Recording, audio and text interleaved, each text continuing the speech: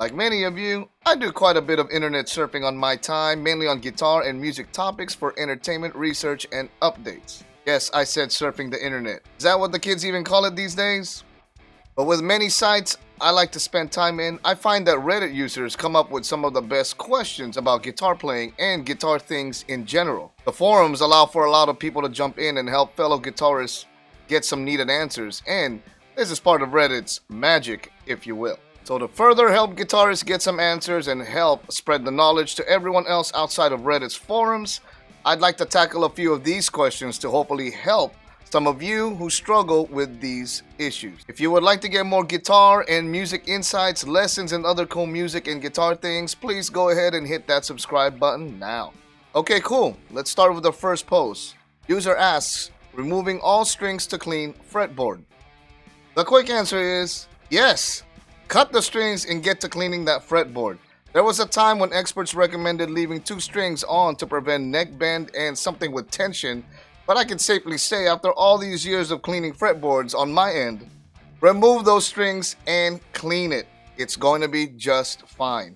Extra tip for you, grab an old credit card or something with a smooth edge to lightly scrape off the gunk from the fretboard. Post 2. How long into your journey did it take you to sing while playing? Well, my friend, it took a while. Years, in fact.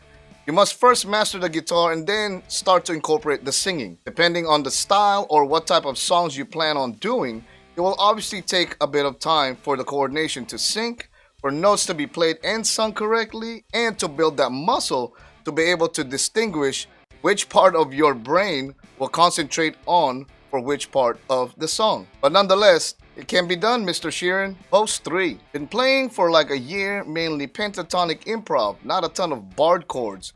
When I do barred chords like in 12-bar blues, that part of my palm hurts and gets tired fast. Can't hold it for more than a couple of minutes straight. Is my grip bad or is it weak muscle, and does it get better? Let's start with your grip. It's not bad at all, and weak muscle? Maybe, but not really. Barred chords are mostly a bitch when you are starting, but eventually it becomes a part of you and your technique. So to answer your question, play more barred chords to work the muscles out and get them used to playing barred chords. There's really no fast way or easy way of doing this, but playing barred chords frequently and more than often should help strengthen and discipline the muscles. Post 4. Is this an acceptable way to play the G chord? I don't play the G chord this way, but yes, this is an acceptable way to play the G chord. There's no hard fast rules, and having other fingers free gives you more ways to play freely. So, play on, player. Post 5. Does anyone else find it annoying how many models of the same guitar Fender and Gibson have now? Why, yes, it is absolutely annoying. I feel exactly the same way. My only side note would be Fender and Gibson creating same models would probably be because they needed to be special, like let's say for a different country. Let's just say Japan.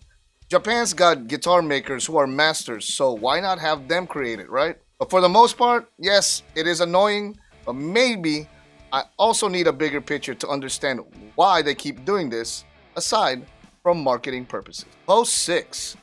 How much do pickups actually matter for modern metal? In a sense, they do, but in reality, it depends on what type of metal you are trying to play. Lamb of God, Metallica, Parkway Drive type of metal will require active pickups like Seymour Duncans or EMGs, so you can get that real high gain, articulate sounding type of metal. But if you plan on playing Baroness, Mastodon, or even something like King Gizzard type of metal, then single coil pickups with the right amp settings, pedals, and effects, you can achieve that heaviness that you need. Post 7.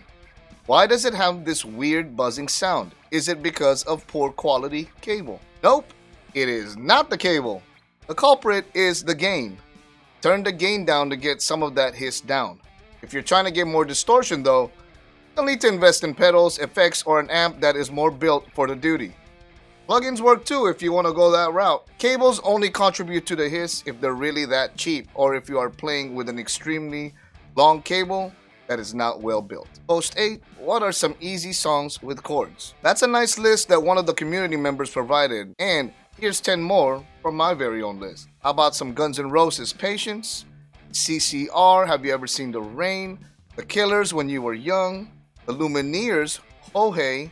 Four Non Blondes, What's Up? REM, Losing My Religion? Bruno Mars, Amazing? Foo Fighters, Times Like These? Bob Marley, No Woman, No Cry? And lastly, Alice in Chains, No Excuses. Give those a shot. Post 9. I was playing some Van Halen when I did a big bend and my nut came out of place. What should I do? Give me that nut. Sorry, that's an Easy E reference, far from Van Halen. But anyways, this would be an adventure with wood glue.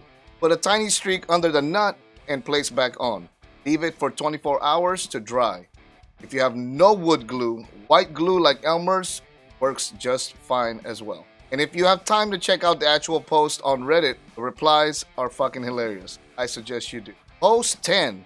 My band doesn't play my songs. Should I leave or stay? Initially, stay. It seems that you do enjoy playing the songs, but eventually, you should start looking for people that like to play the songs that you like to play. Also, this is all in hopes that the songs you want to play match the energy and the vibe of the rest of the band's set. If not, then maybe choose some songs that do, and then maybe they'll play your songs. But in the end, should you stay or should you go? Well, if you go, there would be trouble. Yes, I just referenced The Clash. I don't give a shit. But yes, the short answer is, it's truly up to you. Okay, friends, let's hear your thoughts, and please let me know what I should cover next, and thank you for watching. Please don't forget to like, comment, and subscribe, and I'll see you next time.